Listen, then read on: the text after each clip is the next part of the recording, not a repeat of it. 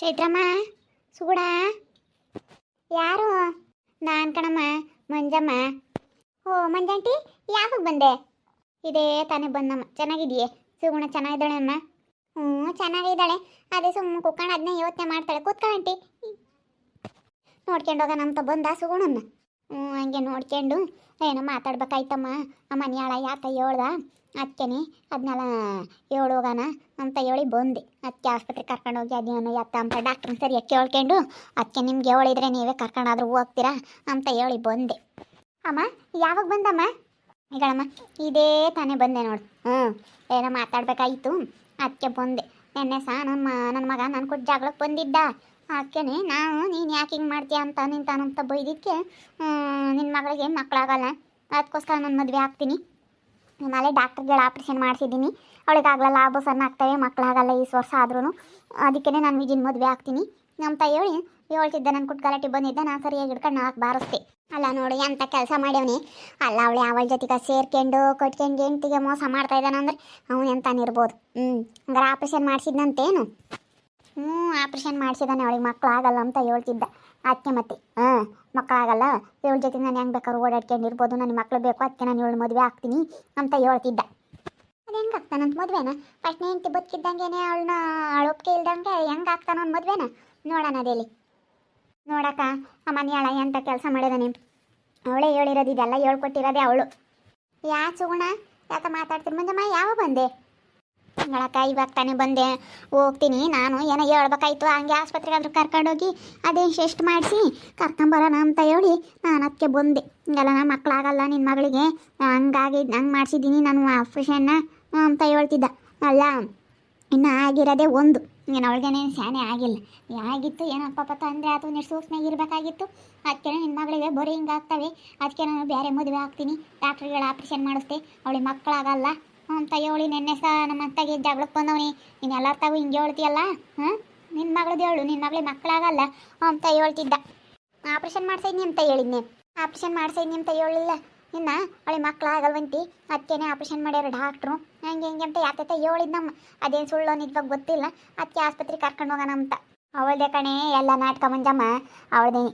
ಚೈತ್ರ ಆಸ್ಪತ್ರೆಗೆ ಕರ್ಕೊಂಡೋಗಿ ಅದೇ ಟೆಸ್ಟ್ ಮಾಡ್ಸಮ್ಮ. ಟೆಸ್ಟ್ ಮಾಡಿಸಿದ್ರೆ ಗೊತ್ತಾಗುತ್ತೆ.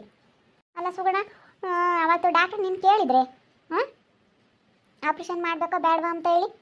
ಇಲ್ಲ, ನನಗೆ ಅವತ್ತು ಸಖತ್ತು ಹೊಟ್ಟೆ ನೋವು ಬಂದಿತ್ತಾ, ನನಗೆ ಜ್ಞಾನನೇ ಇರಲಿಲ್ಲ. ಆಮೇಲೆ ಆಪ್ರೇಷನ್ ಮಾಡಿ ಬೆಡ್ಡಿಗೆ ಹಾಕ್ದಾಗ ಅವಾಗ ನೋವು ಅಂತೇಳಿ ಅವಾಗ ಗೊತ್ತಾಗಿದ್ದು. ಏನೂ ಗೊತ್ತಾಗಲಿಲ್ಲ ನನಗೆ. ಅವತ್ತು ಫುಲ್ ಹೊಟ್ಟೆ ನೋವು ಕಣಕ್ಕ, ನನಗೆ ಸಖತ್ತು ಹೊಟ್ಟೆ ನೋವು. ಅವಳು ಏನು ಕ್ರಿಮಿನಲ್ ಅವಳು. ಎಲ್ಲ ಗೊತ್ತಾಗುತ್ತೆ, ಯಾವ ಥರ ಹೆಂಗೆ ಮಾಡಿದ್ರೆ ಯಾವ ಥರ ಆಗುತ್ತೆ ಅಂತೇಳಿ ಎಲ್ಲ ತಲೆ ಓಡಿಸ್ತಾಳೆ ಅವಳು. ಏನು ಕ್ರಿಮಿನಲ್ ಅವಳು.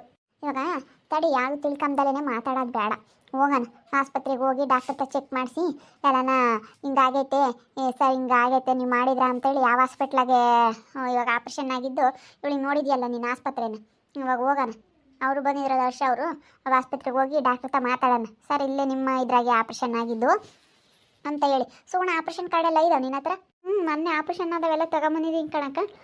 ಅದೇ ಅಲ್ಲೆಲ್ಲ ಡಿಸ್ಚಾರ್ಜ್ ಕಾರ್ಡು ಎಲ್ಲ ಕೊಡ್ತಾರಲ್ಲ, ಅದೆಲ್ಲ ಐತೆ. ತಗೊಂಡೋಗಿ ಕೇಳೋಣ ಹೇಳು. ಅವನ್ನೆಲ್ಲ ತಗೊಂಡೋಗಿ ಕೇಳು. ಹಾಸ್ಪಿಟ್ಲಿಗೆ ಹೋಗ್ಬಿಟ್ಟು ನಿಮ್ಮಮ್ಮ ಹೆಂಗೆ ಕರ್ಕೊಂಡು ಅವನ್ನೆಲ್ಲ ಹೋಗಿ ಕೇಳೋ ಹೋಗು. ಚೈತ್ರ ನೀನು ಹೋಗಮ್ಮ, ಮಂಜಮ್ಗೆ ಹೆಂಗೆ ಗೊತ್ತಾಗುತ್ತೆ ಅಲ್ಬಿಟ್ಟು. ನೀನಾದರೆ ಸರಿ ಕರ್ಕೊಂಡು ಹೋಗ್ತೀಯ, ಹೋಗಿ ಕೇಳೋಗಿ ಆಸ್ಪತ್ರೆಗೆ ಕರ್ಕೊಂಡೋಗಿ ಎಲ್ಲ ಕೇಳು. ಏನೋ ಆಪ್ರೇಷನ್ ಮಾಡಿಸಿರ್ಬೇಕು ಅವನು ಆವಾಗಿರೋದು. ಆವಾಗ ಕಂಪ್ಲೇಂಟ್ ಕೊಟ್ಟು ಒಳಕ್ಕೆ ಹಾಕಿಸ್ಬೇಕ ನನ್ನ ಮಗನಂತೂ ಸುಮ್ಮನೆ ಬಿಡಬಾರ್ದು ಕಣ್ ಚೈತ್ರ. ಕಂಪ್ಲೇಂಟ್ ಕೊಟ್ಟರೆ ಅವನ್ನ ಒಳಕ್ಕೆ ಹಾಕ್ತಾರೆ. ನೋಡೋಣ ತಡಿ, ಎಲ್ಲ ಹೋಗಿ ಡಾಕ್ಟರ್ ತಗೆಲ್ಲ ಟೆಸ್ಟ್ ಮಾಡಿಸಿ ಮಕ್ಕಳಾಗ್ತಾವೋ ಇಲ್ಲ ಅಂತ ಹೇಳಿ ಕೇಳೋಣ ಅದೆಲ್ಲ. ಅಲ್ಲ ನೋಡು, ನನ್ನ ಹತ್ರ ಈ ವಿಷಯ ಹೇಳೇ ಇಲ್ಲ.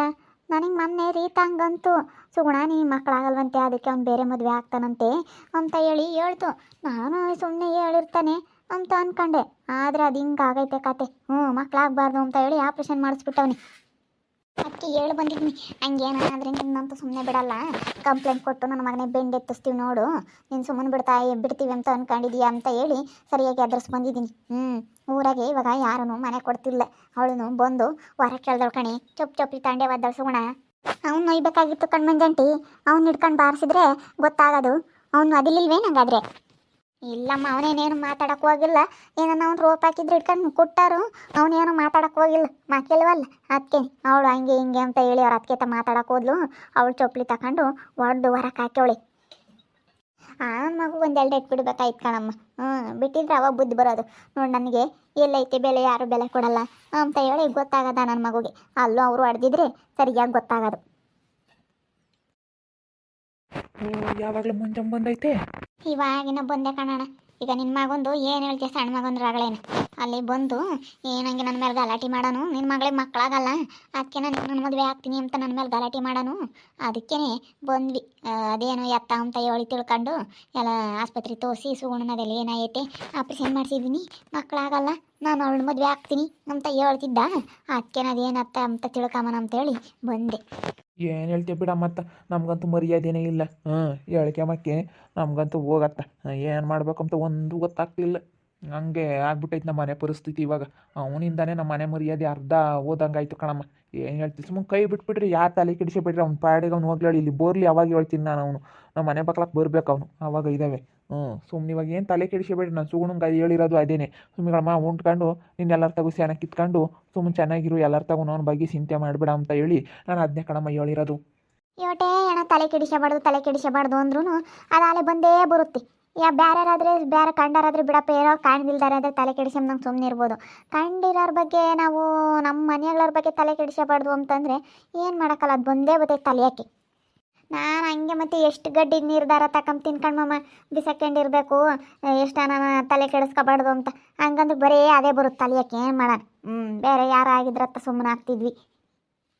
ಹೋಗ್ತೀವಿ ಕಣ್ಮಮ್ಮ ಆಸ್ಪತ್ರೆಗೆ ಹೋಗಿ ಅದೇನೋ ಎತ್ತ ಅಂತ ಎಲ್ಲ ಟೆಸ್ಟ್ ಮಾಡಿಸಿ ಎಲ್ಲ ಕೇಳ್ತೀವಿ ಡಾಕ್ಟ್ರನ್ನ. ಎಲ್ಲ ಸುವರ್ಣ ಅವ ಆಸ್ಪತ್ರೆವೆಲ್ಲನ ತಗೋಬಾ, ಹೋಗೋಣ.